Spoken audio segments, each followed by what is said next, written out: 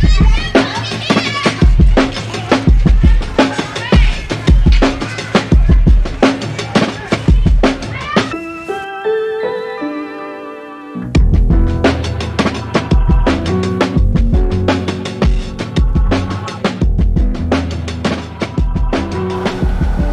to Sips and Stixs.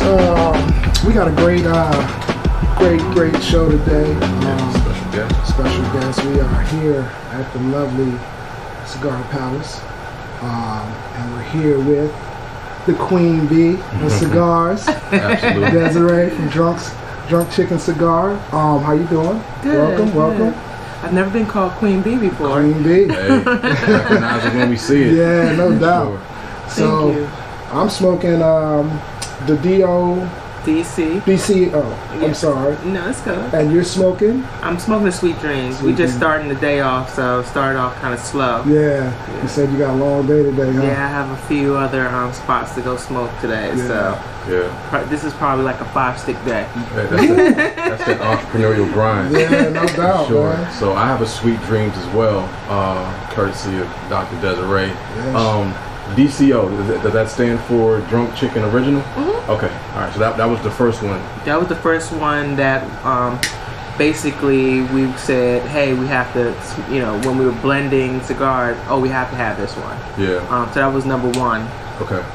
Okay. So you got a unique story, I think, in the way your name was originated. You care to elaborate on that? Because I feel like it came from an honest space and a crazy space. Crazy space. It's my life. Yeah. Right. Yeah. I have a small little chicken farm. I fell in love with chicken somehow, and my friends come over and we hang out, and we're doing what we're doing right now. I'm drinking and smoking, and the chickens like to lay out in the sun, and there is something called the pecking order. So when they're eating, if one is lower than the other, they snap at each other, and when it goes to dusk, they know that it's time to go back to their chicken coop. So they'll run on top of each other, and they fight and squabble and pull feathers out of each other. My friend, we built a backyard bar, and I said, you build it, you gotta name it. And so what do we name it? And my friend, she says, you should call this place a Drunk Chicken. Look at all these chickens. And so we just cracked up laughing, and I thought it was just so hilarious. And then a few times, my friends and would come over and say, hey, what are you doing tonight? I'm hanging out at the Drunk Chicken. So I just decided to make a plaque. Welcome to the Drunk Chicken, where we smoke cigars, drink whiskey, and we're living the dream. Yeah. Awesome. And so this is way before deciding to do cigars ourselves. Yeah. And so when we started to decided to do the cigars, we were actually investigating other manufacturers.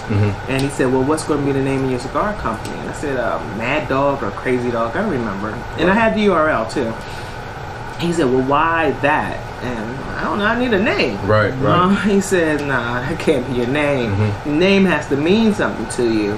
And Rico, my partner, fiance, and we just looked at each other like the Drunk Chicken. And he says, I don't know what that means, but that has to be the name of your cigar company. That's dope. And he said, now tell me the story about it. So I just told him what I just told you guys. And he was like, that's the name of your company.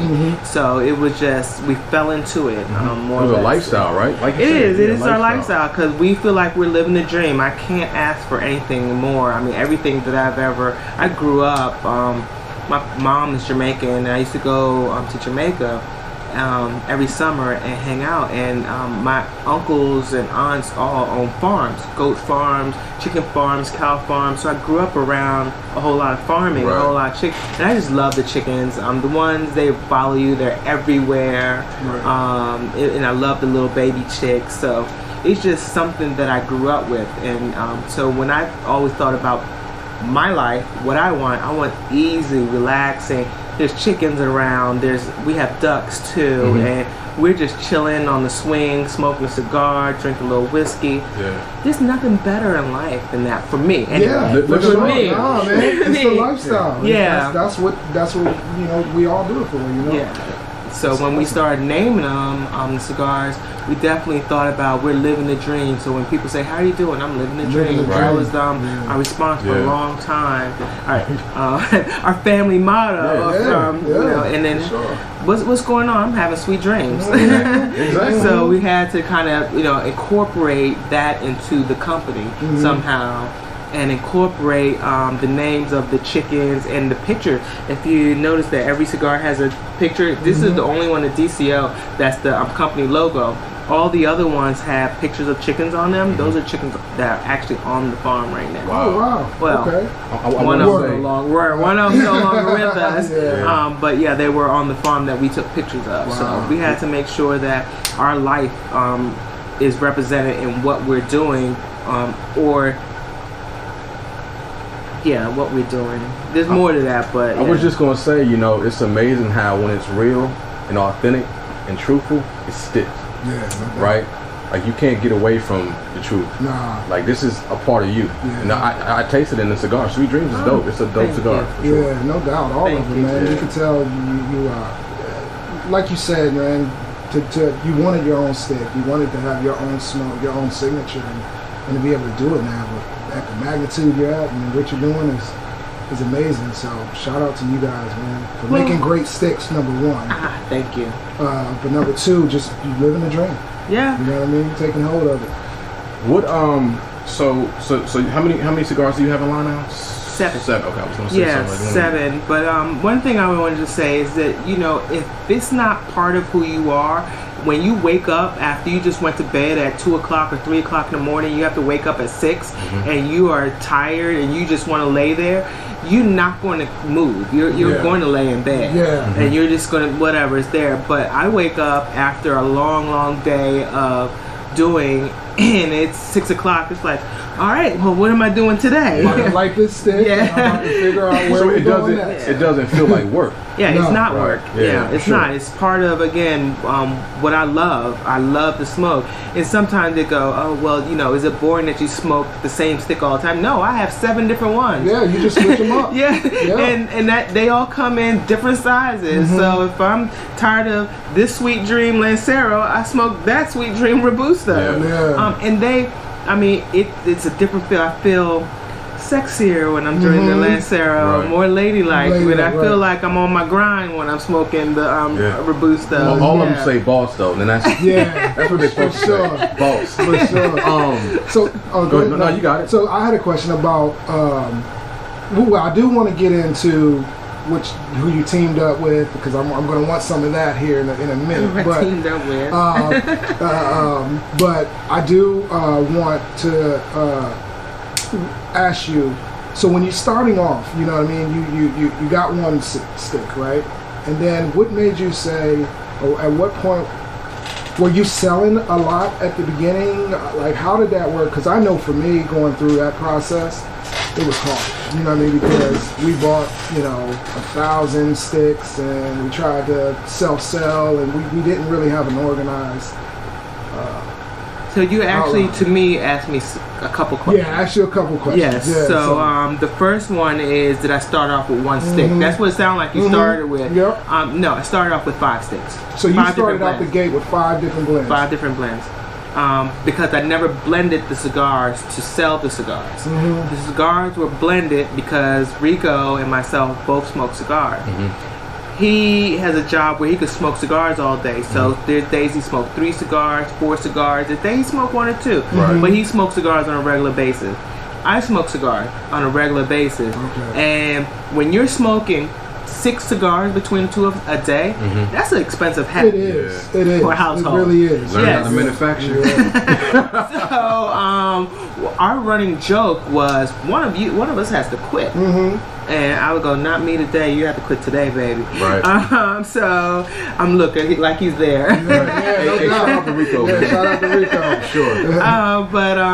And so we manufactured these to be inexpensive way to have quality cigars that we like to smoke. So the DCO was leaning more towards his palate. Right. So when we started to blend the cigars, that was the number one that we both said this has to be in there. I like it when I'm at home, I'm chilling, I'm not going to drive because it goes straight to my head. But I do enjoy the DCO with the whiskey when I know that I'm not going anywhere. I'm gonna relax. Right. So we both like we have to do this one. And we didn't know how many blends we were going to do. We were just experimenting, playing around. I do have a question about the blend. So you have an idea of what you like, and then in between knowing what you like, now because you're, kind of putting together what you want, how many times do you get it wrong before you get it right? Oh, sometimes several. Yeah. Sometimes once. Sometimes like the DCO was almost a one and done. I'm a nerd. So when I started really getting into cigars, I did a spreadsheet because I went to first time going into the lounge. Just like I did not realize by myself anyway. I always had someone go into the humidor, grab a stick for me and say, hey, smoke this. Gotcha. Then I smoked 6x60s at that time because that's what he handed me. And so that's what I learned to smoke. But when I went in there by myself, all these cigars are in here? What is it? And I had no clue. So I started a spreadsheet on wrapper, bond, and fillers so that I can learn what I actually like, not what somebody handed me and I just smoked. Yeah, that makes sense. And so when we started blending, I pulled out my spreadsheet and I started to organize it by my little notes that I had. And I gave them stars and everything. Right. So the top stars went to the top, and I noticed a pattern of what I like. I love Habano wrappers. Yeah. Right. So that had to be part of whatever sticks that we made. Gotcha. So that was one of the first things I wanted Habano. He loved the San Andreas, so that had to be one of the blends. Gotcha. He likes strong cigars, so we're going to get some Ligero. We love Nicaraguan Ligero. So that's how that blend started, by looking at the spreadsheet, looking at what it is that we like, and then starting to put some blends together. It was much stronger when we first started, to the point where I couldn't smoke it at all. Yeah, really? Yeah, that was like, well, we have to pull back a little. These are good, though. Yeah, like I said, I'm living the sweet dream right now. Shout out to the spreadsheets, spreadsheets, keeping households in order. The Queen Bee spreadsheet.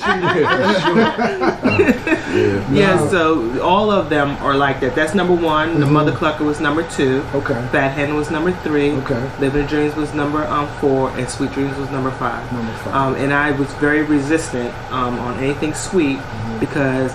Oh, girls always sweet. No. I get crazy pushback on this too, but it's all right.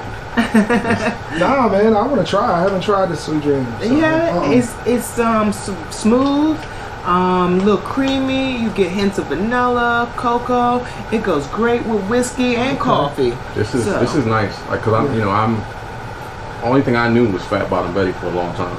I'm new to the game, right? So this is legit. This is nice. Yeah, you forming it. That's a great way to form your palate too, Yeah. because you're introducing the tobacco, from the difference from the Bottom Betty, Right. Acids. I think you Right. smoke Acids, acids. yeah. Right. So. Well, the difference between that and what he's used to smoking is those are infused cigars. This is a sweet tip cigar.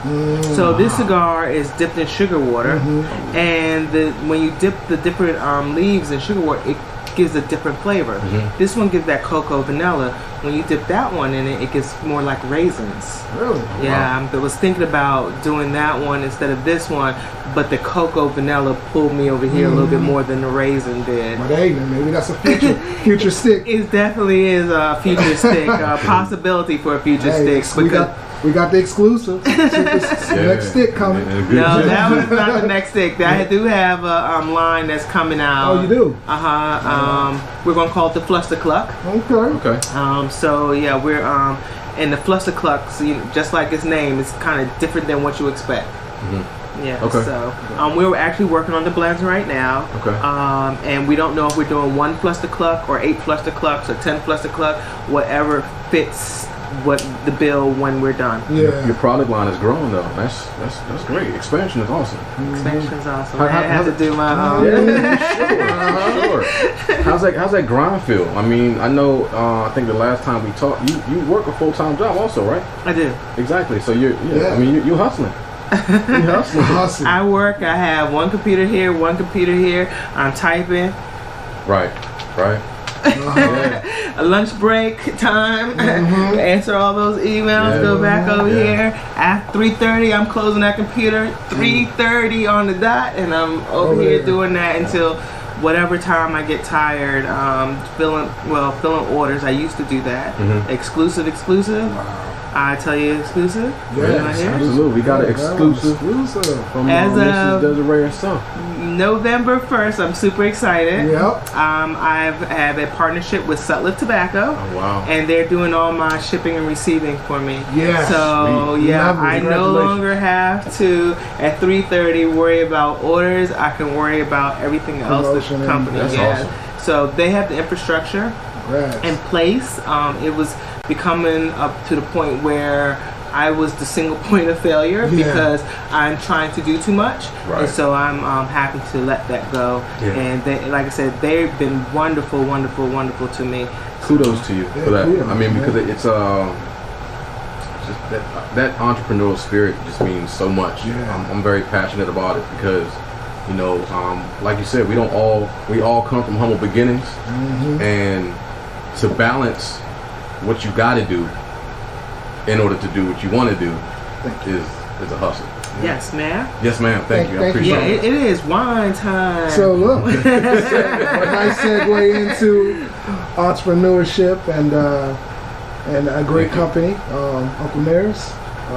Today we're drinking. What we sipping on today, Desiree? The 1884, and I did invite Matt from Uncle Nearest here because Uncle Nearest has been amazing supportive to me. When I have events, I can call them up, say, hey, would you like to partner in the event? And they're always willing to do it.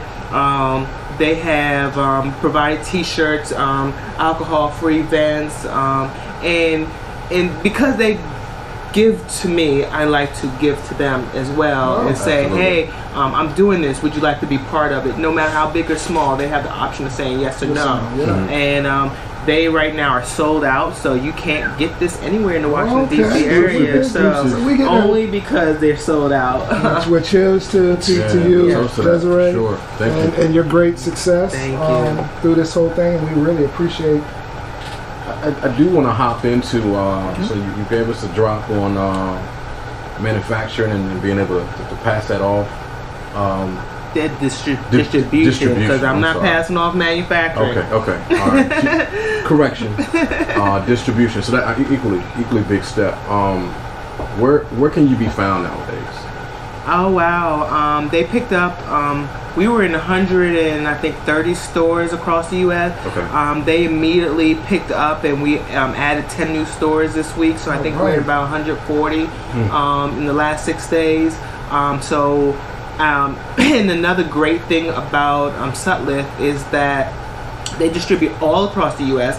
And I don't know if anybody paid attention, but when you look at our locator, we are heavily concentrated in the East. Now we can, and because a lot of that was tobacco laws. Right. But they already had, like I said, the infrastructure in place and the tobacco licenses to be able to ship. And so now we can actually go after those accounts in the West.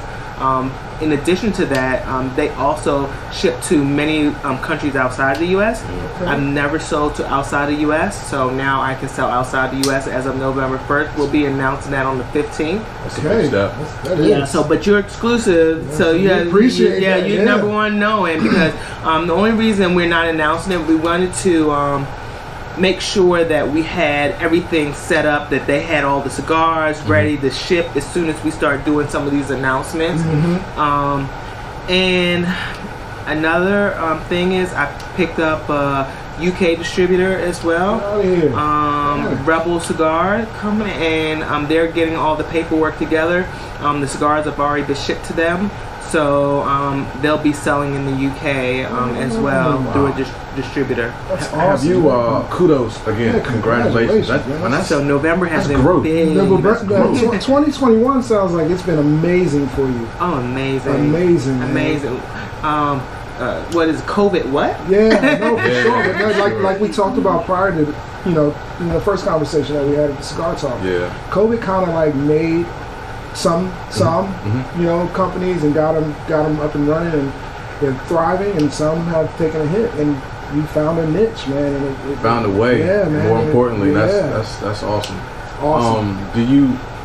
Because I feel like in business and entrepreneurship, sometimes we trade one worry for another. Mm-hmm. So does the growth concern you as well? Mm-hmm. I know it's also exciting, right? But at least when you were taking care of distribution, right? I'll make sure I get that correct. You had your hand on the trigger, and everything ran through you. So it's one thing to pass it off, but it's another thing to lose control, right? Yeah. I don't feel like I'm losing control because weekly, I've requested weekly on what's being sold so that I know I'm still the only person that touches base with my manufacturer. Nobody else is allowed to communicate with them. Makes sense. So I need to know what's sold so that you can continue to have, Sutliff can continue to have cigars to sell and distribute. And we're still selling the cigars. I determine what's rolled, what's not. I determine what gets shipped, what doesn't. So I don't feel like losing control. I feel like it is understanding where my expertise is and allowing for the experts to do their job and for me to do what I'm good at. And that's one of the things that I lost control in because I was trying to be the distributor. I'm not good at that. So it's just like when you hire somebody. You hire that person for their expertise. Now you have to trust to let them do what they're going to do. No, for sure. Yeah. So, and that's what I feel like I've done. That's a good outlook. Yeah. Gain a partner and not lost control. Yeah. So what are some of your other than the cigars and getting into the whiskeys and now the chickens we know, what other things do you have in the plans that you're willing to share? Are y'all doing? Are you gonna do any events, major events? Are you gonna? Are you open to doing some events? Because we had a thought on doing something. So yeah, we're open to doing events. We're slowing down a little bit on events right now, only because it's getting cold outside. We smoke outside for the most part, unless you're going to a lounge. But we're slowing down. But that's not meaning we're stopping. Right. We're going to do TPE.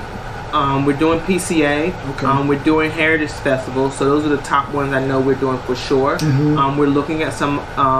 We created my spreadsheet, my favorite spreadsheet, of all the events that we know about. We sat down as a team and said, what do we know? And we put them in a spreadsheet, put the dates that we knew for 2022, and we're starting to fill it up with who's going where and who's doing what. So, one of the things that for Drunk Chicken Cigars, it's not about just me. It's about the team. They're family. Yeah, because you have a team of ambassadors. You have a whole team that you have an ambassador program. And how does that work? Well, I mean, if you decide that it started off different than it is now, just to be honest with you, because I didn't know what an ambassador was when I started. Eric Story. I want to be an ambassador. What is that? Leave me alone, Eric. And so he would come back and see me. I want to be an ambassador. And he would tell you, which I don't think is exactly true, that blew him off. Whatever. Leave me alone. And I want to be an ambassador. And finally I just said, Eric, I don't know what an ambassador is, and meaning I don't know what the responsibilities would be. I don't know how to pay you. I don't know what to do. But if you're willing to work with me because it's something that you feel passionate about, I'm willing to structure it with you. And that's what we did. We structured it together. Yeah. So he was the first ambassador, and then we brought on Mando. And Mando worked at a shop, and he heard Eric in Texas talking about being an ambassador, and Mando was like, I want to do that. Wow. And so we brought on Mando, and then Mando recommended Clee, and Clee is military, and he's a police officer, and he was living in Texas under the military. I don't know if he retired, but I know he went back to New York, where he's from, and so he's our New York ambassador now out there. And Tanya, then we brought in Tanya, and she's in Georgia. So she's our Georgia ambassador, but Tanya has taken on another role for the most part. She's amazing. She used to work for Harley Davidson before the pandemic as their marketing person. So she's taken on a role of marketing for the most part. So what we did was bring on another ambassador in Georgia, James.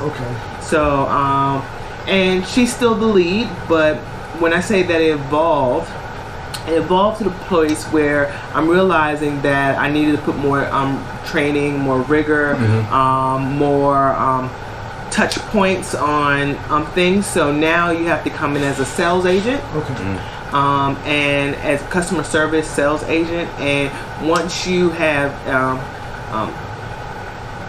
conquered that, become an expert in that, then you can become the person, the face of, and out there doing events and things like that. But I have different phases now than when we first started. So you're adding a lot more structure, right? A lot more structure. A lot more structure. And that's growth. I mean, you know, you like learn on the fly sometimes. Yeah, this is definitely learn on the fly. No, that's drinking from the fire hose. Yeah, go ahead, Reggie. Have you found that too? So in your how long have you been? Has this journey been so far? How long? Yeah. I started the LLC in October 2019. Okay. Yeah, and so here we are. My first sale was January 2020. Okay. And we're moving along. You know, one of the things with COVID happened was that I was able to capitalize on those people sitting at home doing nothing. And so when you're sitting at home, you smoke more, you drink more, you want to have more conversation, you want to have more interaction. So I found where people were hanging out on different platforms and engaged them. And had perfs and sent out sticks to people for them to not only to experience and give me their perspective, so that the company's description, the cigar description, the company information was just based on my experience. It was based off the smoking experiences that I had with the individuals that I connected with online.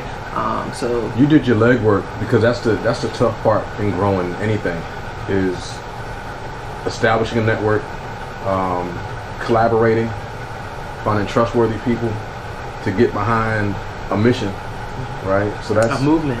A movement. Exactly. A brand movement. Yeah. Well, you know, is it just a brand movement, or is it a movement of people, minorities, being able to come into the cigar industry where we weren't? I would say not only weren't we part of, I'm not sure that we were welcome. We weren't. Yeah. So now I feel like it's a movement where. I hope that people see what I'm doing and feel like they can embrace it and become part of that movement. Are you in saying that, and being you're an ambassador in your own right? You know, you started this brand and you're moving forward. Are you open to giving other people advice and helping them along the way? You know, being an ambassador of the change of cigar smoking. Absolutely. To a certain extent. There are some proprietary things that I do have. To a certain extent, I've spoken with several people that want to have their own brands and talk about some of the tripping points that I had. The one reason I'm open to it, because I feel like this is a $1 billion industry. There's something for everyone that wants to be out there. And there's money. Knowing how to tap into it, right? And then not having that fear of getting into it. So I would lead me to another question. How does the expansion and growth, just the desire to grow your passion, how have you had to add things to your personality? Oh yeah. oh yeah. Right. Because I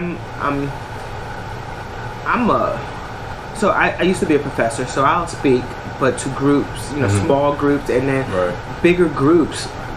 No. That was an adjustment for me. This has been like therapeutic for me as well. that was something I hated doing.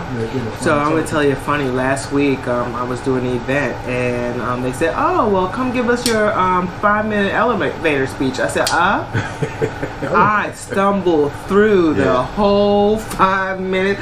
I was embarrassed. I would put my foot in my mouth. I was just like, oh my gosh, and it's not something that I didn't know. It's not something that I can't do. I've done it millions of times. Right. But if I'm not like ready, and somebody say, "Hey, you're going to do this," and I have to psych myself. Come on, you can do this. Right. This is it. Right. Well, the good thing is that you're doing it, right, and you see the payoff as a result of it. Yeah. So that's I think that's a natural fear a lot of us have, and seeing someone put that in motion and say, you know what, they say success is on the opposite side of fear, right? Yeah. That's something that I've learned, and it makes sense to me. Yeah. So seeing you as an example speaks for itself. Oh man, I was terrified to get up there. I mean, they said I was just like, no, they're like, get up here. Okay. I'm gonna do that. I mean, it was embarrassing. It was really embarrassing, but it was a learning point, though. I'm human, and as a human, you can't beat people up for. You're not supposed to anyway. For the things that they make mistakes in, they aren't able to do at that moment. Doesn't mean that they can't. Right. It's a moment. Yeah, but it comes with growth, and you're fighting through the growth. And most of it lies in us. Yeah. You know what I'm saying? Because everybody else has their flaws as well. We just happen to have certain ones, right?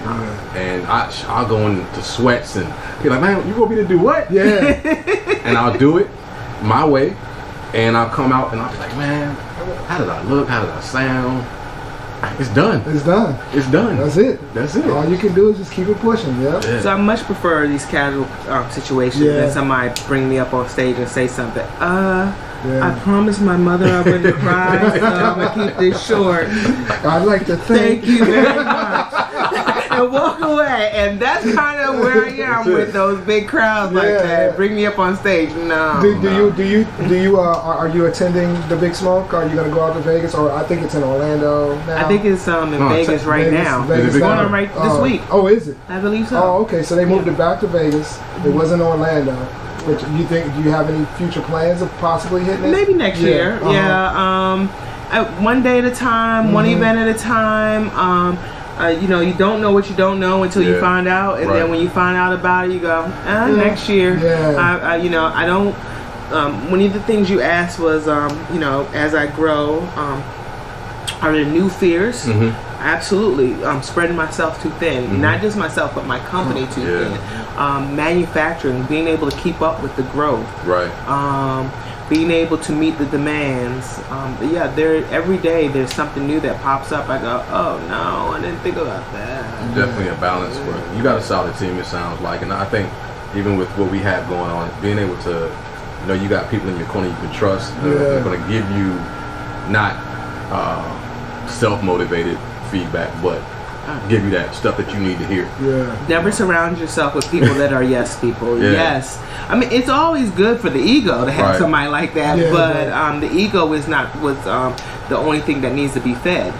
Reality needs to be fed so that the products can grow, the description can grow, how you present it can grow. How you present yourself. Yeah, no doubt. Yeah, absolutely. It takes I will say, in what we're doing in the podcast today, it takes some consistency. You gotta through them dark times. You still gotta keep moving through those times where you may not, Then nobody else is gonna do it. Nah. You gotta have that passion and that drive, and to see, like you said, it come to fruition. See it through. Yeah, all these sticks you have and what you're providing, and again, like you said, the providing hey, this can be done. You can do this. You know what I'm saying? Like anybody can do it. And put your mind to it and keep it moving. I'm not saying anybody can do cigars. I'm saying if you got a dream, go with it. Live your dream. You only have one life. Yeah. This is it. Yeah. And tomorrow is not promised. I could walk out of here and you will not see me again. And so every day I live and I'm feeling blessed. Right. That's what you need to everyone needs to understand is that it's not promised. You Yeah. need to find your blessings. No, Yeah. no. Well, we were talking about that on the way down. I mean, we try to think so far out.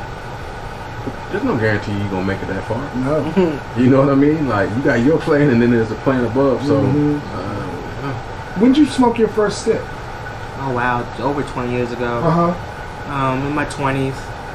Maybe over 30 years ago, maybe. You were just introduced to it, or what, yeah, I was married, and my husband was in the military, and so they was smoking cigars, and he brought back that bad habit. Yeah. And that's how I saw it at the time, just to be honest with you. Really? Yeah, I was like, he was smoking any cigars in the house. It smells. Yeah. Oh, come on, baby, let's go to the lounge, chill out. And so we did that, and okay, not that bad. Right. And like I said, he went to the humidor and grabbed the 6x60s and said, smoke this. So I did the not that bad.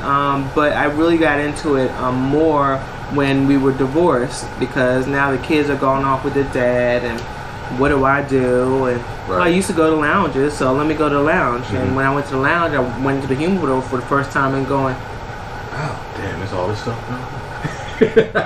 What in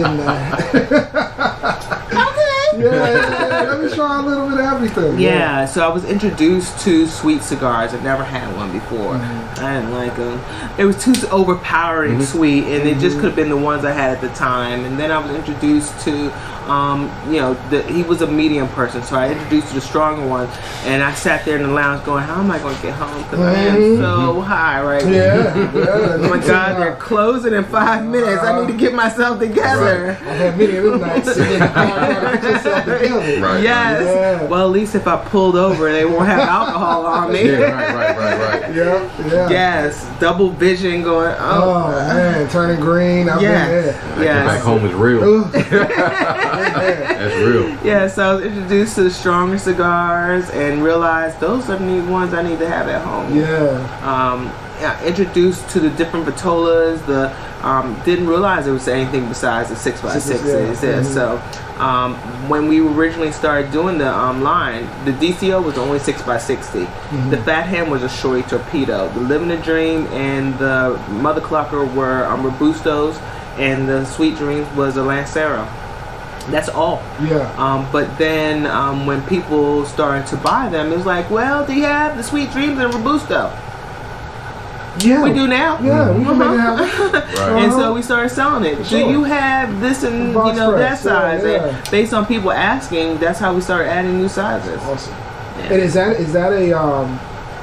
that something that you'll do consistently through all your sticks? You'll have them in every size, or you're gonna have those exclusives, and then you're gonna have.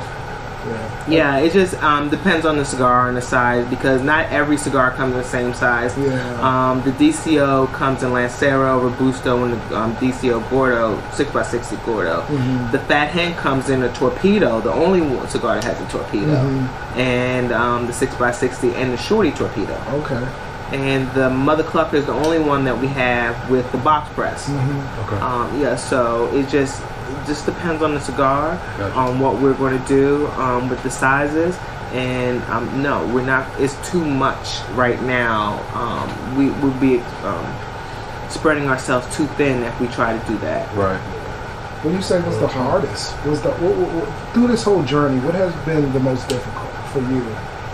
Is it being accepted in the industry, or because I know you spoke on that a little bit. I would say that being accepted and going into lounges and people saying, "Oh well, what cigar company you rep for?" My own. Yeah. Right. It's a good feeling when you say that, though, right? It is. It's a scary feeling though too, especially when they're looking at you like, "What do you mean your own? What's the name? Drunk Chicken? Never heard of that." And that's a clown, and you would be taken more seriously if you had a different name. And shout out to all the haters. All of them. You need them. Yeah, shout out to you gotta have them. Sure. They're a must. Seriously. Yeah. Drive you. Seriously. And then there's ones that, because even people of other races that won't have it because I am different race than them, and then there's people that are the same race that won't have it because I'm the same race. Yeah. So damn if you do, damn if you don't, man. Yeah. So I don't focus on that. Yeah. I focus on the people that do accept and do say yes, and I focus on them. But you acknowledge it because you kind of have to. Right? It's there. That's and clarity. Just keep it moving. That's clarity. That makes it. Makes the vision. Opens your vision. To say, okay, I know I'm here. I know what my